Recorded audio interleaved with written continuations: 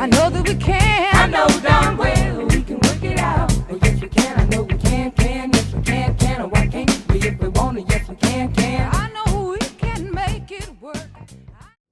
Welcome to Yes We Can podcast. I'm Pastor Sherman D.Manning. Thank you for allowing me into your home, into your automobile, on the plane, the train, wherever you are. Listen, I have a special super lawyer in the house today. You don't want to miss this interview. Lots of you have contacted me asking me how can you help with the podcast. First of all, we've had multimillionaires on this podcast, and many of you who watch have means and funds. I don't like being the typical pastor or preacher sending you letters every week begging for money, coming on TV begging you for money. So I'll just be candid and get to the point. If you'd like to help advertise and publicize this podcast, please send your tax-deductible donation to yeswecanworshipcenter.org.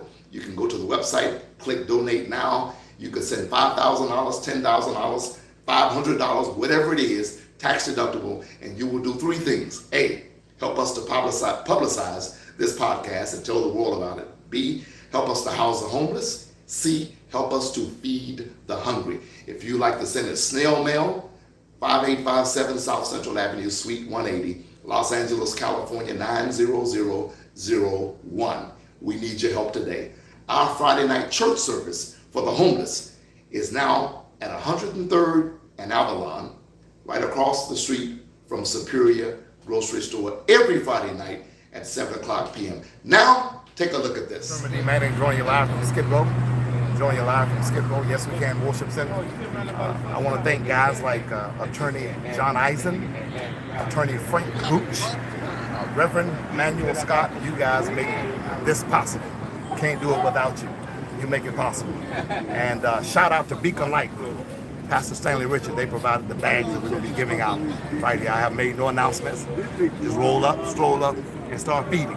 Think about my good friend Reverend Hosea Williams. And I think about Jesus. I was hungry and you fed me not. Keep the faith.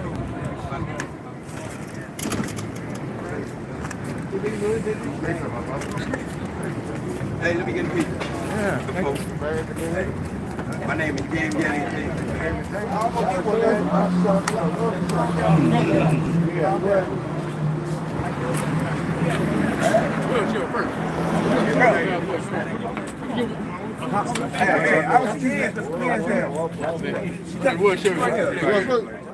There you have it, ladies and gentlemen. That's Skid Row, where we were feeding the hungry as we do routinely. We don't come out at Thanksgiving time and have camera crews following us and then get ready to go back home and come back again next Thanksgiving. Yes, we can feed the hungry every day of the week, and we house the homeless. If you would like to help us do that, and if you would like to help us with this podcast, those of you who keep telling me how excited you are about this podcast, here's how you help.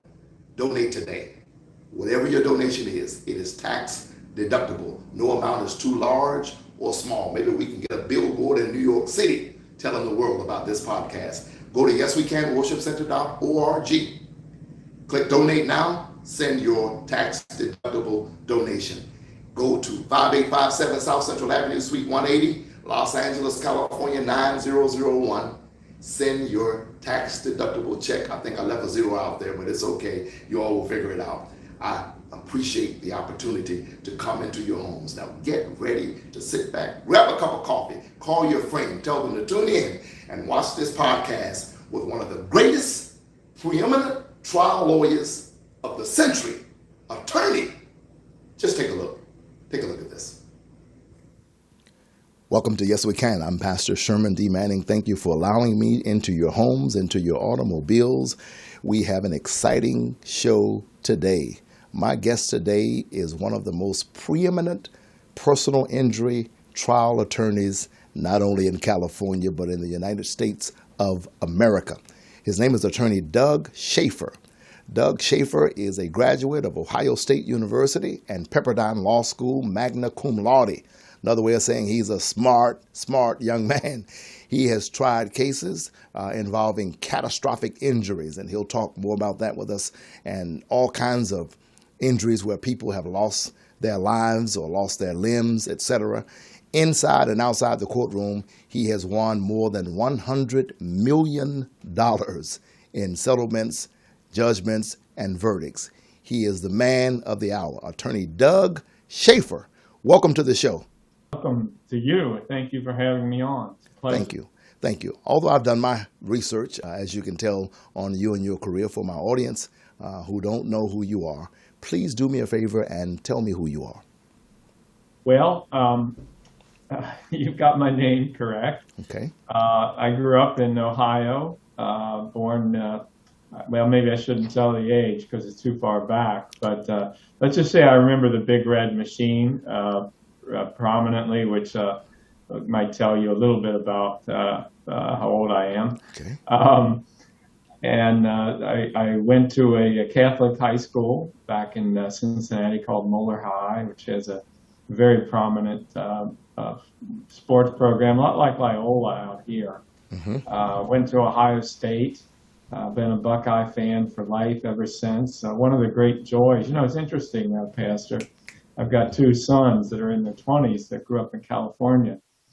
And they've often told me how one of them went to UCSB and one of them went to college here in LA at a small college, that they'll never wake up on Saturday mornings like I do and cheer for the Buckeyes. So something to be said for things like that. So I grew up there, and I think you'll find my background pretty fascinating in terms of the family things I had to overcome in life, and I think that's probably why Frank referred you, is I had a lot of, let's say, challenges as a young man. Tell me about some of those challenges. Do tell. All right.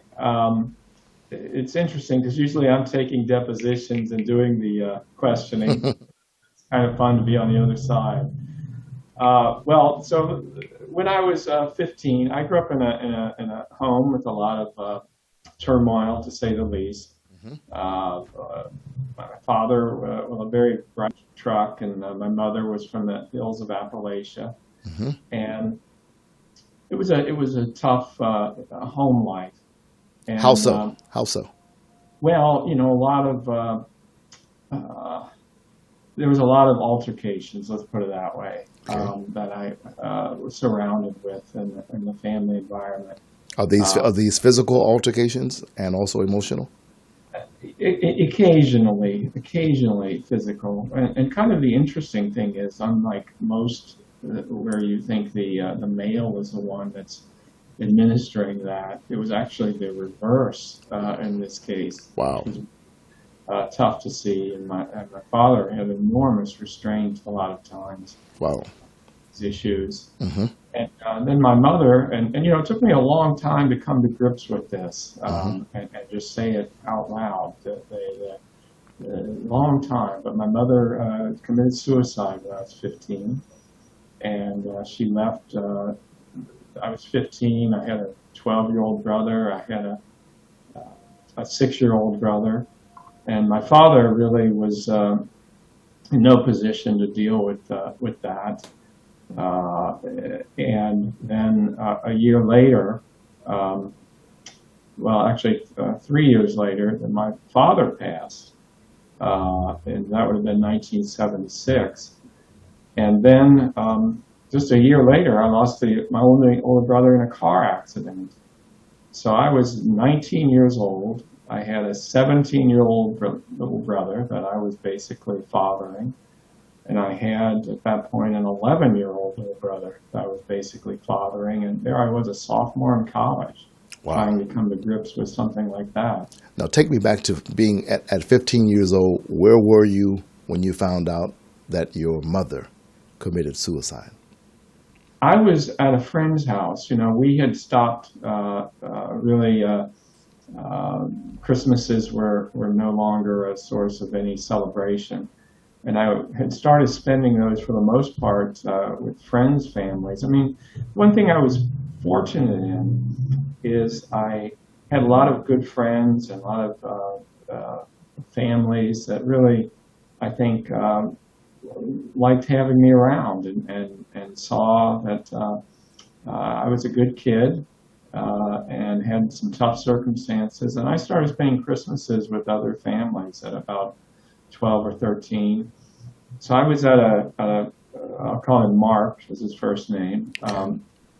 Was at his house, and I got a call on December 26th of 1972 that I needed to come home immediately, and that my mother had killed herself. It's the day after Christmas. Day after Christmas. 4 days before my birthday. So you needed to come home. So they told you over the phone she had killed herself, or they told you that when you arrived? You know, I can't for sure remember. Right. I can't for okay. sure remember. That's understandable. Which one it was, but from if it wasn't over the phone, I think from the tone that it was clear that something had happened, and she had been making intimations of it for quite some time. So I think. Do you remember who it was that called you? I think it was my father. Okay. How did a 15-year-old, a day after Christmas, handle the suicide of his own mother? You know, I think I had developed a lot of coping skills already to have still navigated through that environment that I was in. And I think that I don't know that I did deal with it until I was much older. You know, that there's just so much shock and so much turmoil, and I don't know. I don't know how to answer that other than to say I just got up and got through every day. And it was interesting. I think I told you earlier, it took me a long time to say, I felt a tremendous amount of shame. I don't think I told any of my friends, none. I was ashamed that something like this had happened. And why were you ashamed? Well, it just,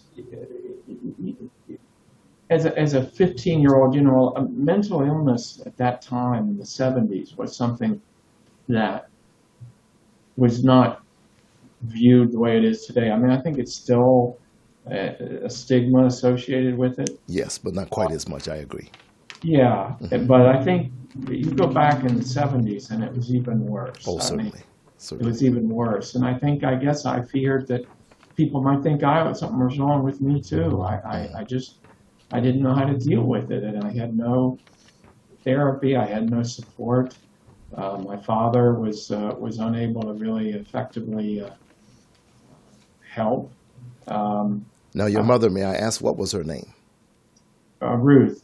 Ruth. And was there any alcoholism, or was it solely not on her part? A lot of mental issues, but not. My father was a bit of a drinker, but I wouldn't have considered him a drunk. He liked to drink, no doubt about it. And I think after she died, he drank a lot more.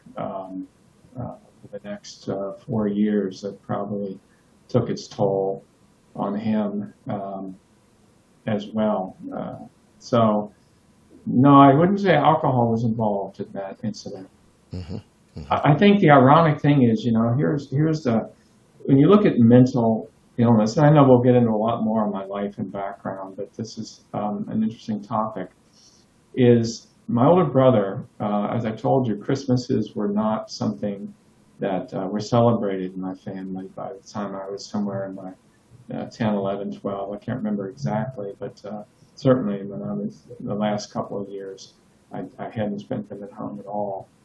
And my older brother came home, and he was engaged to this very attractive girl from, her family was from the South.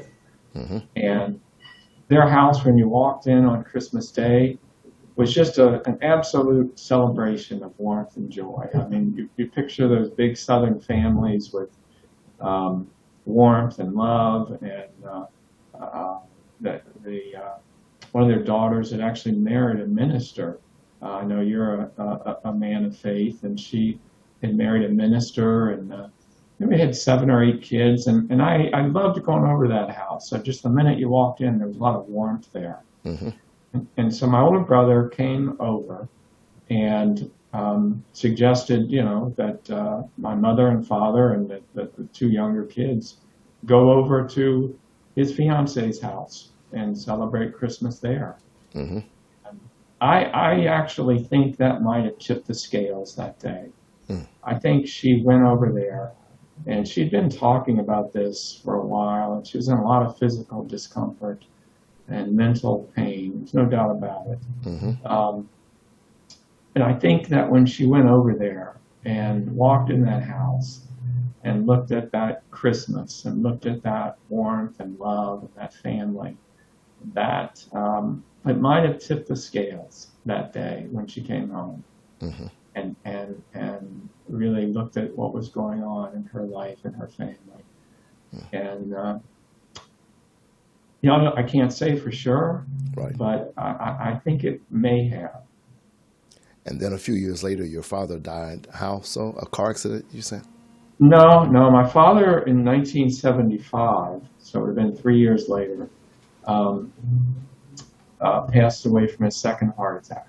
Mm-hmm. He had one previously a couple of years earlier, and he had never taken real good care of himself. He was a tremendous athlete as a young man, Mm-hmm.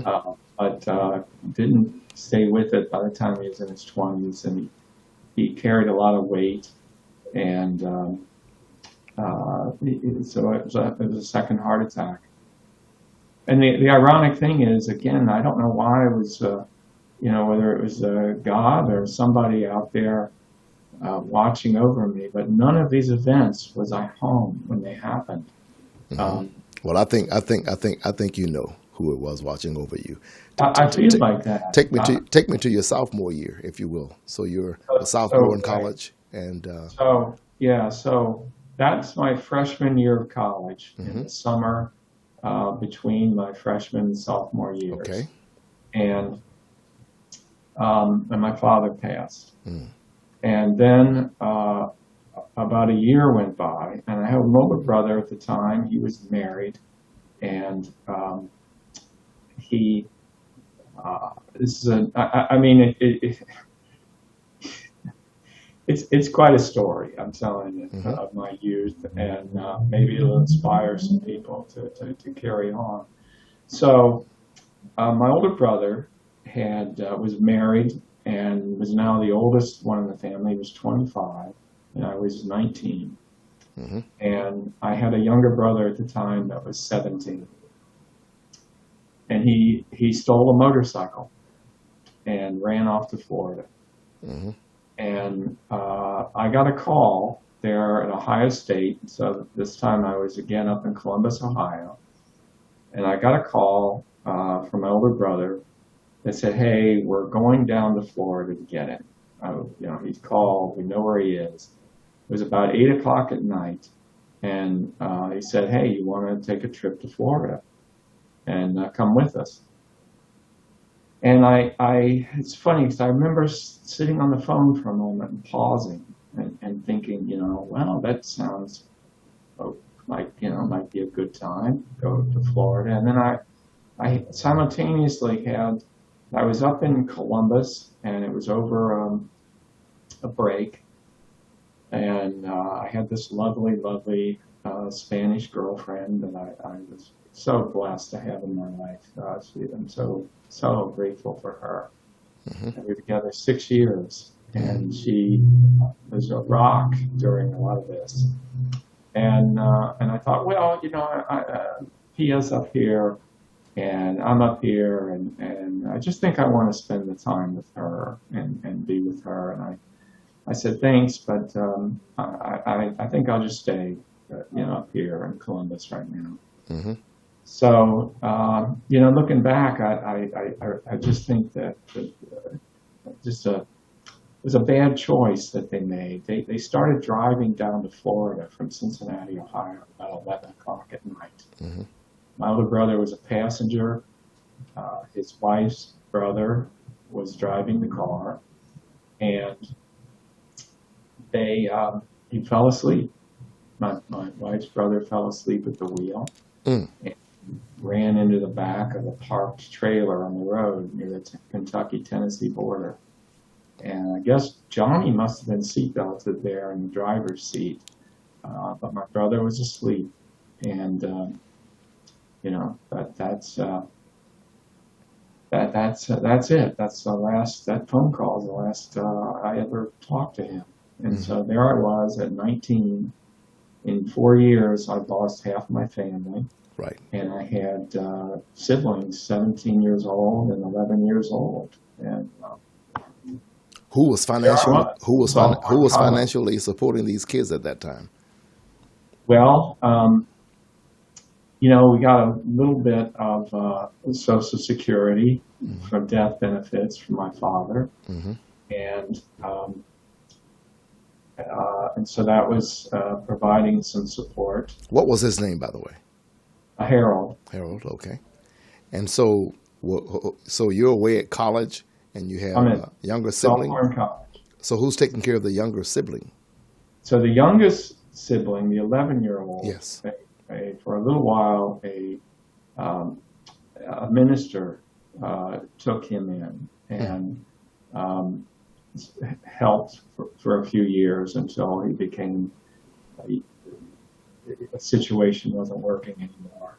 Okay. The 17-year-old came to live with me after he got released for stealing a motorcycle, and I got him enrolled in Ohio State. And so he came to live with me at that point. Did he end up graduating? No, he did not. He continued with the ways he was doing at the time, unfortunately. I think eventually, it took him about 40 years, but he did manage, I think, now, later in life, he seems like he's gotten his life together. But it took him a long time and a few jail sentences. But I think he has turned the corner finally in his late 50s or early 60s by the grace of God. Well, thank God for that. Ladies and gentlemen, you're watching attorney Doug Shaffer, one of the top personal injury attorneys in the country. And he has a fascinating tale and background. And I don't even like to do pre-interviews because I like to hear it and learn it as you all are learning it. And I'll be back with him in just a moment. But take a look at this. Check me out at a bus bench. Take a look. I'm live, forgive the noise. If you're enjoying this podcast with this super lawyer, one of the best personal injury attorneys, not only in the state of California, but in the United States of America, if you want to help us keep podcasts like this coming, you can do so. Take a look at this. We need your help to get it done. Some of you who have been on my show, if you want to help us, we'd appreciate it. Those of you who are watching the show, got to get the word out about this great podcast. Democracy Now! Doesn't have anything on Yes We Can. We've got some of the best interviews. Tarek Keller, Sister Teresa, Brian Alt. You've got to see these interviews. The only way you can do so is if you help us. The information is on the screen. You can donate $10,000, $5,000, whatever it is to help us keep this podcast coming. Go to YesWeCanWorshipCenter.org, scroll down to the bottom of the page, click Donate Now, or you can mail your check, tax-deductible donation to YesWeCanWorshipCenter.org. Your donation will do three things. A, help us to advertise the podcast. B, help us to house the homeless. C, help us feed the hungry. Now, let's get back to this great interview with one of the most powerful attorneys in the country. Take a look at this. Okay, continue, attorney. So do tell. Pick up where you left off. Well, and I sort of segue into this. I think that, and we'll continue with this story as long as you want to talk about it, but I think this has really given me a lot of empathy for people and what I do and people that have suffered and are the victims of unfortunate circumstances and accidents and tragedies. And so, I don't want to make it sound like I've got a life of woe, because I really have had a life of a lot of joys and to go along with this. So Nobody likes, I pick juries, and I have clients, and what people love to hear in life and in the courtroom are people that have struggles and don't give up and find a way, and people that are injured that go back to work and try to find ways to work are perceived as they're received well. And so I know you want to hear more of this story, and I'm happy to share it, but I want to emphasize that I've got a lot of joy in my life that I want to share as we eventually get there. Okay. So tell me this, shifting gears, when did you decide that you wanted to be an attorney? All right. Well, that's another fascinating story. And I think, I know you're a man of faith, and I think that there's been a lot of divine guidance in my life. I have to believe that. Mm-hmm.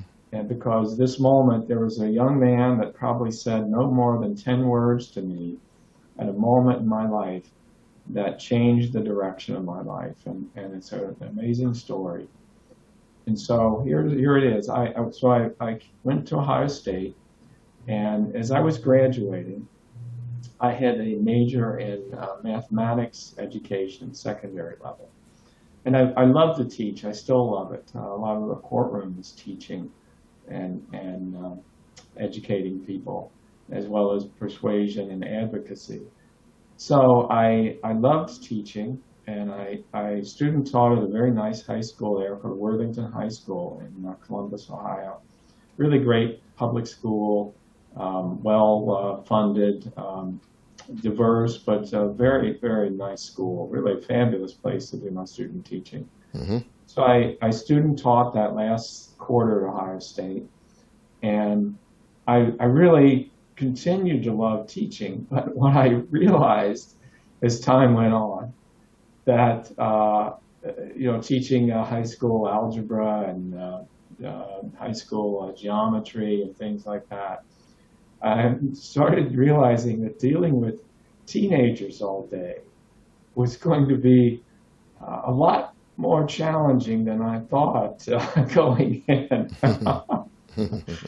And as time went on, I thought, wow, maybe college teaching might be okay, or junior college, but I wasn't sure I wanted to spend the next 50 years in a high school environment. My hat goes off to those people. I mean, elementary school too. The teachers are some of the most valuable people in the world, and I'm so supportive, and especially coming from a teaching and educational background. So as it nears the last few weeks of college, I start thinking to myself, okay. I find out that to teach in college, you need to get a PhD and things like that. And I didn't see myself getting a PhD in mathematics. So I didn't see that as a viable alternative. And I thought about medical school, and there were going to be a whole host of courses I hadn't taken, organic chemistry and physics and a lot more that I hadn't taken, and I wasn't sure that was really the right path anyway. So I'm struggling with this choice. What to do? What do I do? One moment. Let's press pause right there, ladies and gentlemen. Attorney Doug Shaffer, he's struggling with this choice about what to do. Struggling with this choice about what to do. Many of you watching right now are struggling with choices about what to do. Perhaps you're in high school considering college. Maybe you're in college considering law school, medical school. What do I do? Well, we're going to find out right after this what he did as he was struggling with this choice about what to do, as we come back with part 2 of this fascinating story of one of America's preeminent trial attorneys. I'm Pastor Sherman D.Manning. Please remember that in your neighborhood, in your community, you could make a difference. We can do it together. Yes, we can. I know that we can. I know darn well.